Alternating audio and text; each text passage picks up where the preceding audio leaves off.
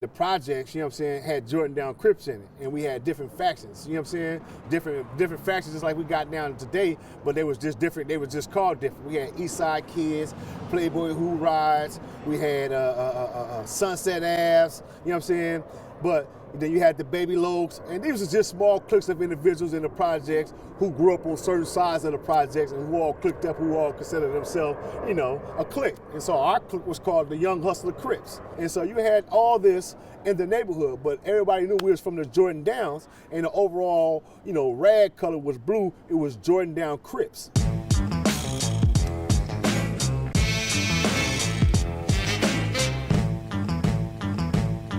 I was born in Hawthorne, California, 1967. I was raised right here in this community for over 50 years. We in the beloved city of Watts, you know, where I like to say that this is what's considered the hub of the universe.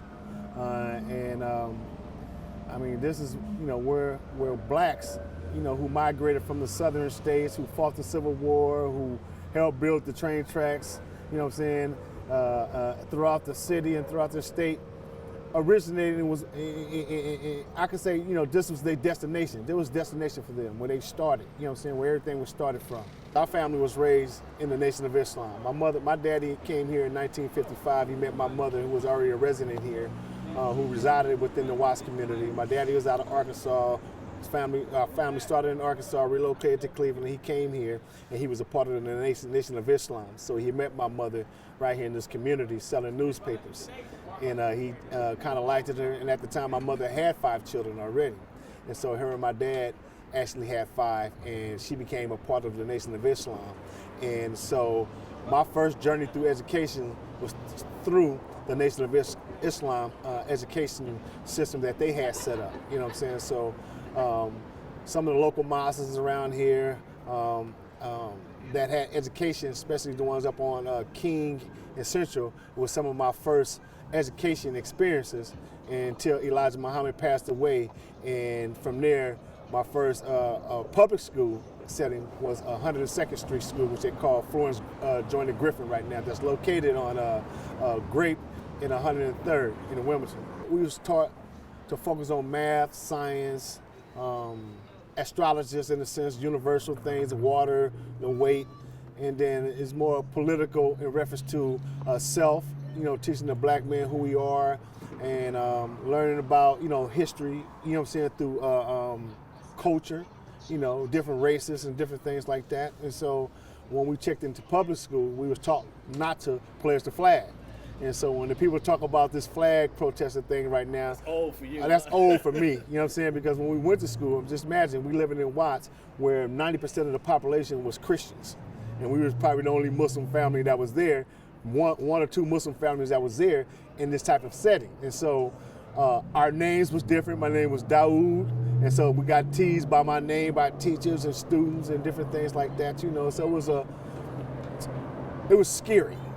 You know what I'm saying? Coming from that private setting to a public setting, it was scary and it was terrifying. So, you know, a lot of fights, you know what I'm saying, stuff like that, because people teasing you and different things like that, talking about your mother, talking about your name, and when we didn't stand up and pledge the flag because we was taught not to pledge the flag and stuff like that. And I mean, just, you know, altercation after altercation, you know what I'm saying? Being a Muslim in the 70s was not like it is today. Right now it's popular. Malcolm X and more people made Islam popular. But when it wasn't so popular, you know what I'm saying, it was just like a black child growing up in a white neighborhood. You was teased, you was ridiculed, and you got into fights and altercations. You got suspended. You know what I'm saying? You engaged in an environment where you had to push back because 90% of the people in the class didn't identify, you know, with the culture in the private school, private education that we came from in our religion. I went to 102nd Street School, and my mother was always like more of like a navigator, and so was my father, you know what I'm saying, because they was back and forth. My mother and father, you know, shared responsibilities, and we grew up partially with my father, who kept us in Muslim school. When we came and moved back with my mother, we in a public school. So from 102nd Street School to Markham Junior High School, to relocating back to Arizona for a stint with my mother and she having a nervous breakdown. We having to come back from Arizona, back to California and going back to Markham, getting into fights, kicked out, graduated from Gompers, you know what I'm saying? And I mean, it was just, you know, junior high school was the introduction to the gang life. Because at that time, you know what I'm saying, during the 70s, the conflict between what took place at Markham Junior High School, whereas a young man had murdered another young man based upon the size of the tracks or whatever it was, created that war. So, you know, you had a guy from the Nicholson Gardens murder a guy from this side of the track who was considered likable, which created the whole conflict between the Jordan Downs and the Nicholsons. You had a guy by the name of Night Owl, you know what I'm saying, that was murdered by a guy named Loaf from Bounty Hunters. And that right there kicked off the conflict between this side of the tracks and that side of the tracks. I got to Markham in 1980, you know what I'm saying? So this happened in the mid-70s up at Markham Junior High School. And so it was a full-fledged war going on. And so the people on this side of the tracks in this community who was at war with those people on that side were told, you know, before we even graduated from 102nd in the knowledge in the neighborhood was to, you know, be careful when you go up there. It's gang wars. It was a war, you know what I'm saying? And so we had to participate. It's because we was just from this side, not because we was in a gang, because we lived over here. And that's what the war was about. So every Friday or certain days after school, those guys would come to this side and these guys would come from that side and we would fight right on this train track. Gunshot fights, you know what I'm saying? Everything. So this was like gladiator school. Markham was considered gladiator school because you had the Bloods on this side, you know what I'm saying? You had the Crips on this side. And Markham was in the middle. My mother and father separated after Elijah Muhammad passed away in the mid-70s. My dad kind of relocated back to California for a minute. He ended up getting sick, going to the hospital, getting back together, meeting this lady. They ended up linking up over here on May Avenue. My mother was still raising us in Arizona. And so when my mother decided to take all 7 or 8 of us, because she had 10 children, back to California, you know, we moved back with my grandmother, and then my mother located my father. Then my mother dropped us off with my father. Then my mother met her a guy, and she ended up, you know what I'm saying, going to Europe and Germany with him because the guy was in the military. My dad was a workaholic in a sense. My dad worked all his life. He worked till he passed away. And so, you know, his mission was always working and providing, you know what I'm saying, and educating us about life and different things in the belief in the religion. And my mother, you know, kind of stepped out of the religion at the time. So she was caught up in, you know, she was not caught up in the lifestyle, but she was working and still like, you know what I'm saying, not, you know, fundamentally practicing 100% of, you know, of Islam. You know what I'm saying? Because, you know, Islam had evolved after Elijah passed away to Sunniism up on the War of Deen. You know what I'm saying? And my mother at that time, she didn't follow the path, and so she was still Muslim, but the nation had collapsed in a sense after that because the government came and took the property, and you know, the family started fighting over the possession that Elijah and the nation had gained, and so some members went back to their natural way of living. And when you have a broken home and you're not really subduing the foundation of the children as a collective, then the kids get sucked up into this environment, which is the community. And the environment at that time was a rough one. When I engaged in that lifestyle, it wasn't like because that's what I chose. It's because I lived in the Jordan Downs and there was a war that was already happening and you couldn't go nowhere without people asking you where you was from. And if you said the Jordan Downs, you was getting your ass whooped. So it's not so much that there was something that we accepted, it was something that we was born into. Growing up in the Jordan Down housing project development was, you know, in the late 70s and 80s was terrifying. We used to walk across dead bodies, okay? People are getting murdered and raped.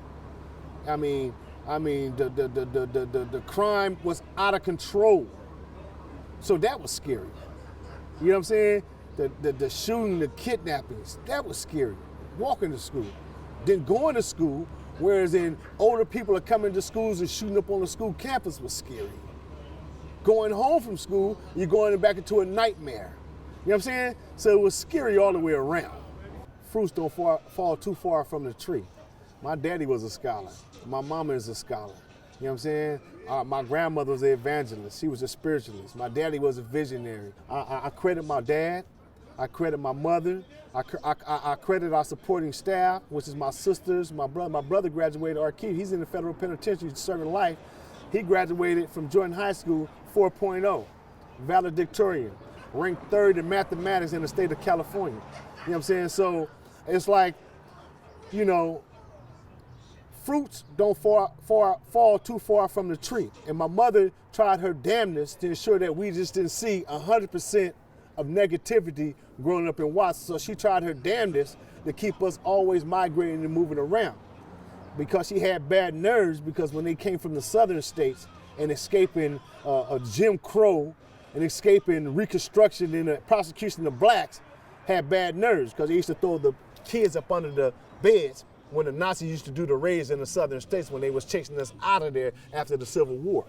And so, you know, my mother had bad nerves, you know what I'm saying? And when her and my dad, she tried to do as much as she can, raising 10 kids, but at the same time, the toll of her nerves took a hold on her, and my mother had 2 nervous breakdowns in my life that cast us to the streets to survive on our own.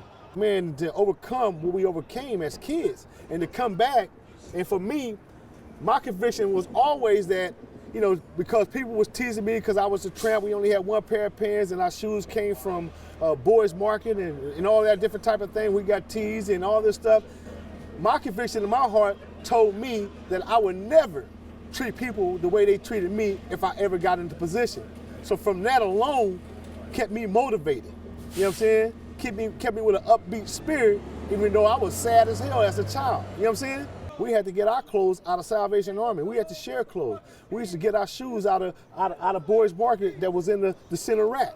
And that right there alone was causing trauma, because when you go around your peers and everybody, you know what I'm saying, parents who was buying them name brand, you know, I mean, the people who didn't have that got teased the hell out of. But you know, the beautiful thing about it is that we didn't allow that to conquer us. And even though we rose out of the ashes, you know what I'm saying, of nothing, and to became something, we still came back and employed and empowered our people without taking, hey, fuck them.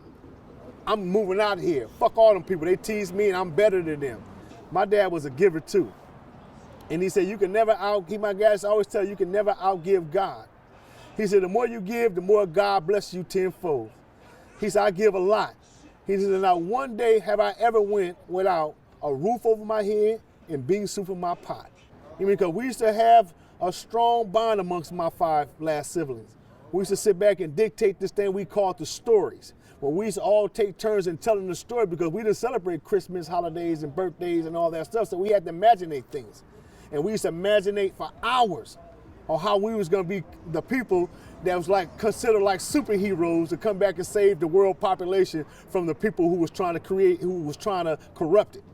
And that right there goes a long way when you don't have shit. When you can imagine it and you can visualize and you can put yourself in a position in a story, then actually living that life. Thanks for watching StreetTV.net. If you're not subscribed, please hit that button below and click the bell to receive alerts and notifications. Feel free to comment below so you can give us your feedback, and be sure to watch the 2 related episodes to the right. If you want to support this platform or follow us on social media, visit the links in the description. And thanks for watching StreetTV.net.